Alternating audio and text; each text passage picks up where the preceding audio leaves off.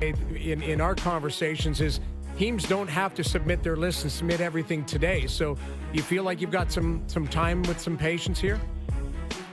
We'll certainly have time. I mean, today represents depending on what you're looking for, there's a handful of those players that are going to come off the board today, right? That are gone. So the list obviously gets a lot shorter, and depending on what you're looking for,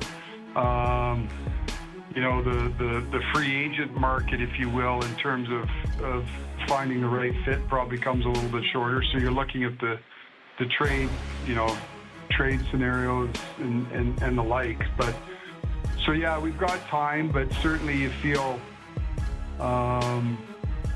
it's an interesting market right now because as in years past with the raising cap, you've seen guys, and it'll take a day or so to flush everything out, once all the signings come on the board to where, everybody usually takes a step back to see where they're at and what opportunities may be out there for us. But with the cap rising, one of the things that we talked about even going back in January is the probability of teams signing their own players, in my opinion, increased this year than really the last, it seems like a long time, but really since we ran into the flat cap, through COVID, where guys had money to retain their players if they so choose, and so you saw a lot of that really leading up to today, and even before the bell went off of a lot of people retaining their players, left fewer players on the market. And one of you always want to feel like you've addressed needs coming out of free agency or today, because as I said, the list gets a little bit smaller. But what we didn't want to do was just sign people to duplicate what we have here. And so we've got some flexibility as it relates to the cap, but you're always looking to. I always would rather have players, so we'll see how that continues to work itself out in the coming days. Well, you nailed it. The consistent theme leading up to free agency was that teams just kept their players. Yeah. And obviously you did that with John Tavares, but the most prominent free agent chose not to do that, and that, of course, would be Mitch Marner. Marner obviously ended up wanting to go to Vegas. And I'm curious if you can take us through the timeline here, Brad, in terms of when it became clear to you and your staff that Mitch did not want to be a Maple Leaf anymore. I don't know if there's an aha moment, Brian. Really over the course of the last year, I guess, when we were able to sign him, we went to his camp to engage, and start the process. And early on, they just felt they wanted to wait some time. And then it was they made it clear to us that they wanted to wait to the end of the season. And I say all this, Mitch is fully within his rights to do, as any player is, to do whatever they want. So there's no responsibility on them to say we have to negotiate at a certain point. So I want to be clear on that. And then as we went through the process, and it became clearer and clearer to us that the potential is that they may not want to engage in contract. We looked at other opportunities, right? And throughout this process with Mitch's contractual rights that he had, he controlled a lot of this process, right? And again, that was negotiated. That's fully within his rights.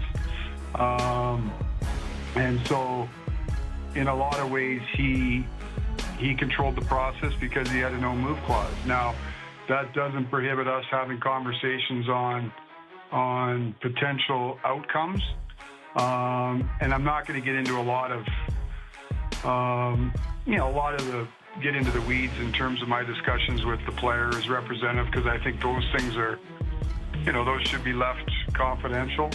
But I would say, Brian, the short version is, as we got into the season, it became more and more clear that that there was a strong possibility that they wouldn't necessarily want to be engaging in any discussions with us.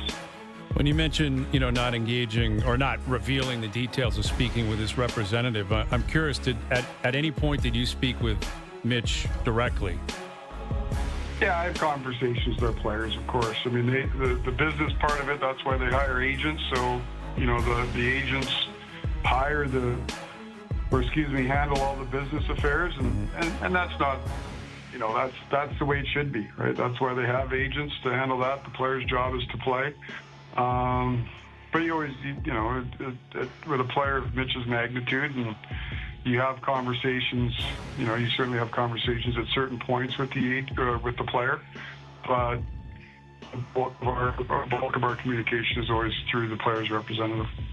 So, Brad, you threw out a phrase at your season-ending press conference that stuck around, the DNA phrase, and you talked about the change needed in that department. How would you characterize your progress to date on that? It's amazing that the line would stick around in our market. Jesus. It was a good one, though. Better than snot. Yeah, it was a good one. Yeah. Well, again, when I talk about the DNA, and I tried to reference it that day, is, I know we all want to jump in and say, okay, we got to change 20 players. That's not it. It's a lot of this is mentality. Certainly, we're going to try to find ways to make our team better, and that sometimes does involve of changing of personnel. But it's also in those critical moments, right? You get to the end of the playoffs and we're all emotional. And, you lose in Game 7 of round 2, and it feels like you've missed the playoffs for 5 straight years. And the focus when I looked at our group was just in those critical moments, finding a way to be better, to finding a way to be at our very best. And that's what I was focused around when I talk about that. So some of that's internally, some of that's, whether it be from between the years, and some of that's in terms of personnel. So that's when I talked about that, or when I made that statement, that's really what I was alluding to. And from, there's a lot of things we work on with our group over the course of the summer and in our communication with them. But as far as the personnel side, it's a work in progress right now. We've made, we were able to do, handle a couple of our files prior to today with John Tavares, Matthew Nyes, the acquisition of Michelli, and we'll continue to work at it. We continue to work as we said earlier, and as Noodles has mentioned. We've got some time here before we start the season. Today's a big day on the calendar, but we will continue to work at trying to find ways to improve our team.